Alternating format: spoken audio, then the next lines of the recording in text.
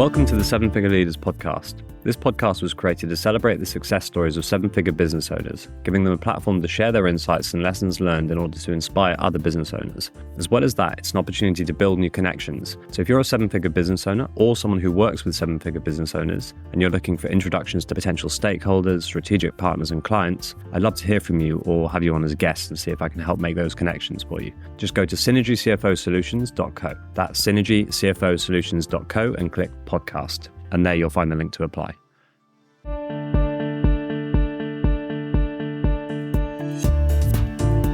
Welcome, everyone. Today we've got Kris Amliwala, a chartered financial planner at Designer Wealth. Welcome, Kris. Morning, Tom. How are you? Yes, good, thank you. Pleasure to have you on as a guest. Thank you for inviting me.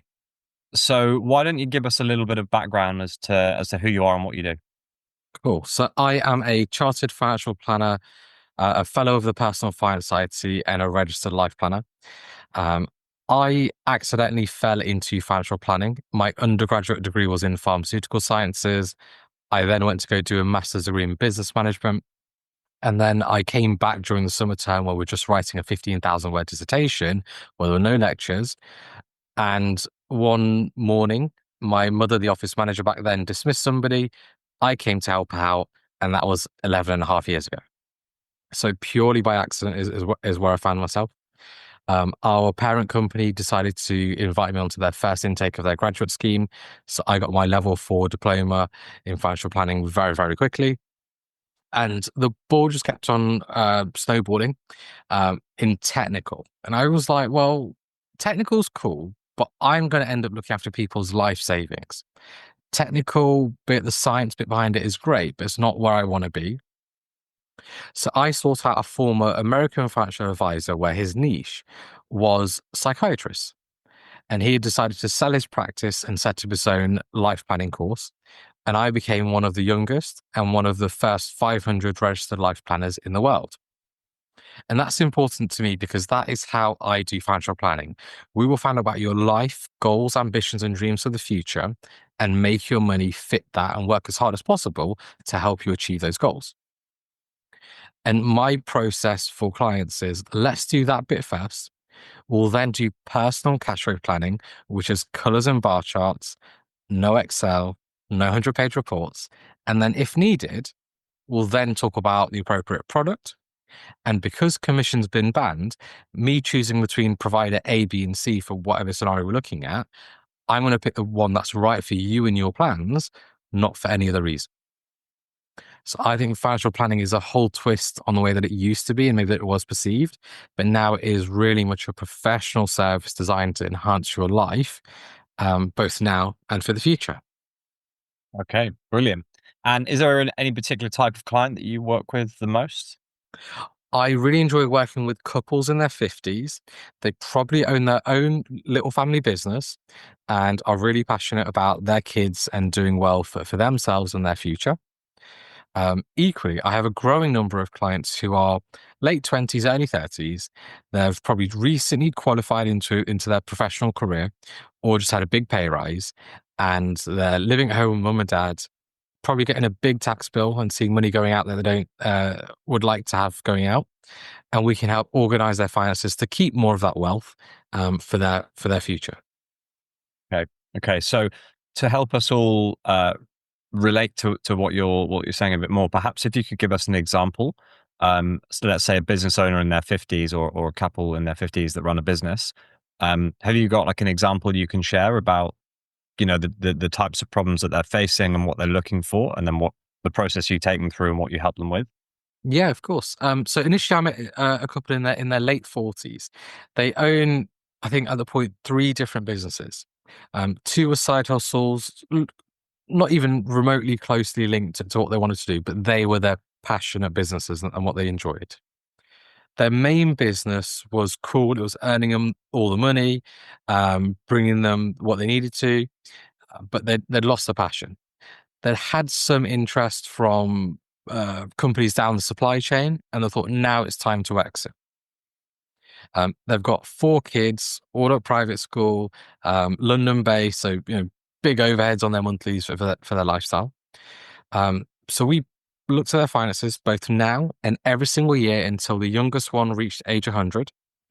And we modeled the scenario of how much money they would need to live happily for the rest of their lives without having to work again.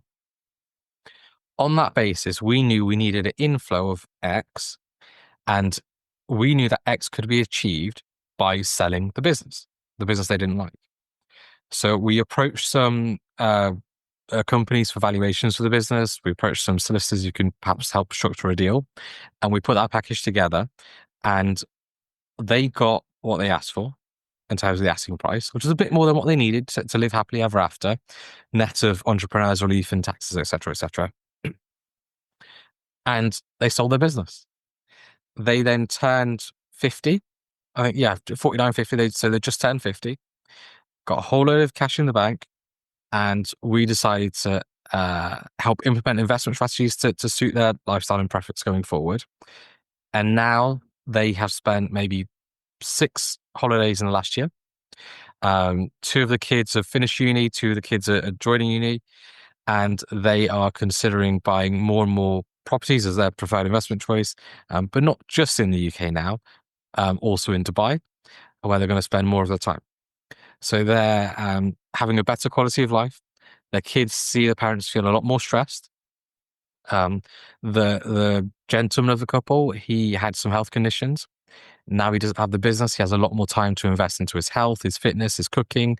He's quite passionate about that. And that all has that positive cycle of, well, if he's cooking and controlling his own nutrients for him and the family, he's going to have a better quality of life and healthier life for himself also. So the money are the levers that we pull, but the end results are a better quality for them and their family to enjoy. Yeah, absolutely. And then what about an example of someone in their 30s, the other kind of typical client that you gave? I've got a quite an extreme example. So this maybe like 32-year-old, he lives with his parents in a 3-bed terraced house in an average area of the city that he's in. He's got a very good paying job now. And what he's decided to do is live with his parents in their house for 3 months over the year so he can see them. But the other 9 months of the year, he works from a different beach around the world. He's a true digital nomad.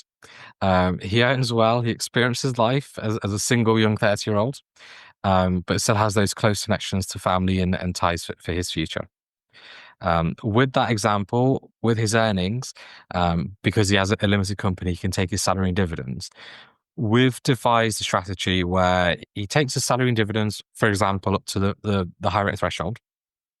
But the way that we invest and get various tax reliefs back. So his net tax bill at the end of the year is £0 and 0 pence. And he's delighted with that. And that is just fully down the middle of the road, normal investment strategies, fully FCA regulated. And he's building wealth for his future without tying up all of his money in pensions for his late 50s. Yeah. And so in that example, is that a case of, because obviously most of the audience listening to this are going to be business owners. Is that a case of putting an element into a pension via the business and then having an element that comes out and into, say, VCTs or something like that? So in a fictitious example, say he earned a £12,500 salary, we would take a personal contribution into a pension up to that amount gross. And then the rest of the salary from 12.5 up to that 50-ish thousand pound bracket, he would have a tax bill for dividend tax after his allowance. So yeah, and then we'd put a contribution to a venture capitalist trust or a VCT. On that basis, he's getting his 20% income tax on his £12,500 gross contribution and 30% income tax from a VCT. Yeah. What we're doing with the VCT is we're investing new money in a VCT in year 1, new money in year 2, 3, 4, and 5. But in year 6, we'll sell the first year's investment because that's the minimum. The 5 years is the minimum holding period. But by the time it comes out, it's year 6. We'll take that money out and reinvest that same money into another VCT. So he's getting 2 lots of 30% income tax relief on the same lot of money. Yeah. And then that VCT again, we'll sell it out 5 years later and reinvest it and so on and so on. Because the way VCT tax relief is the year you invest it is the year you get your tax relief. And we obviously know his figures. He has an accountant. We proactively look at a pre and post advice. We can make sure those numbers fit nicely. Brilliant. Sounds good. And so what do you think business owners should be listening out for in this conversation, things that they can do now to actually start planning for the future? I think if they're starting to lose their passion for their day job, they've got other pressures and other desires to spend more time with the family. Now it's time to start thinking, well, how can I be more tax efficient broadly in terms of extracting money from the business? There has to be that balance between business doing well and positive cash flows as well as the personal. Yeah. And if some of those strains are tax planning and not having enough and not sure about if they've got enough money, well, let's design a plan to see where you are first, maybe a forecast. Once you know if we've got too much or too little money, we can address that appropriately, knowing all of the details that could be on the table. Okay. And so that forecast that you do, perhaps if you can just explain to us a bit about what that looks like. I know that you showed me a demo last week, but perhaps if you can just explain exactly what's included and what the different elements of it that we account for. Yeah, of course. We put in all of your financial data personally to begin with. We'll then map that against your planned expenditure for the future. And with that, we'll see a cash flow plan of your personal finances showing or broken down by every tax year from now to age 100. In that scenario, we'll see a number of bar charts. Along that line, we'll map across a black line that will map the spending that you want to have to map your ideal life. That will include tax. It'll have assumptions for inflation, interest rates, tax allowances, investment growth rates, and so on. And with that, we'll see the difference of, well, is there a positive figure or is there a shortfall? And that could be represented by a blue color or a red color. And with that, we can then go, okay, fine. There's a shortfall, for example, from age 75. Let's press a few buttons here and calculate what that is in a pounds figure. Once you know how much it is, we can then work backwards, say, okay, you need to have a higher investment return and it'll be this exact figure, or we need to save an extra £100 a month and we'll address that shortfall. Once we've sorted out the cash flow plan, that means we've fully funded their retirement plan. We can then flip the screen and then start looking at their estate and inheritance tax planning to see their net asset position and work out what reliefs we need to look at to maximize what they have and keep control for themselves. Perhaps start investing in a smarter strategy to qualify for business relief and other types of investments. But that way is important because they keep the money in their control for their future life without necessarily having to gift it away and then wait 7 years or potentially 14 years for that there. Excellent. Okay. And so so if you're a business owner running a business and you've been running it for, say, 10, 15 years, what we often see is that business owners are, they're so focused on running their business that they don't actually find the time, well, not just the time, but they don't focus on building wealth outside the business. And so very often years can go by and the business owner's been living off the bare minimum. All the excess cash, if there is any, is going back into the business and it's not going into the business owner's pension, and it's not going off to build the business owner's personal wealth. So what can business owners do now, or what can they start doing that's going to put them in a better position for the future? Let's have a chat, let's have a coffee, and maybe invest 2 hours of your time with me. And then maybe 2 hours of time with me every year until you stop needing money. We'll do a full financial audit. We can organize your finances and find out if there is a shortfall and then address that shortfall in a tax efficient way. We will invest that money so you have some growth and you know you're sorted on the personal side without relying on your business as everything that you own, because a business isn't always your pension. So maybe it involves a bit of tough love, and I'm happy to be devil's advocate for you and your finances. And maybe time there has to be a shift in focus. Maybe we can take maybe look at the business as, instead of being 100% of everything you own, we start taking the eye off and putting the focus on your personal finances for your family's benefit also. Yeah, that's interesting. That one of the things you said there, you said my business is my pension, or a lot of business owners say that. That's something I hear very often. They're relying on one day selling their business, and the proceeds of that funding their retirement or whatever they want to do next in their life. But obviously, as we know, upwards of 80%, depending on where you look at the stats, of businesses are not going to sell. And so relying on your business to be your pension is obviously a risky strategy. Even looking at that, even if you do sell your business and you're one of the lucky ones, look at entrepreneurs relief, how small that is now. And then you look at the rates of capital gains tax. Like, we have to start planning many years in advance to extract more of the money out of the business so it isn't subject to these ridiculously high tax rates anymore. Yeah, absolutely. Okay, and then changing the direction slightly. So what are you focused on this year, and what's next for you and your business? Amazing. Great question. I would like to continue growing the number of clients that I work with, particularly those family business owners that are in their 50s.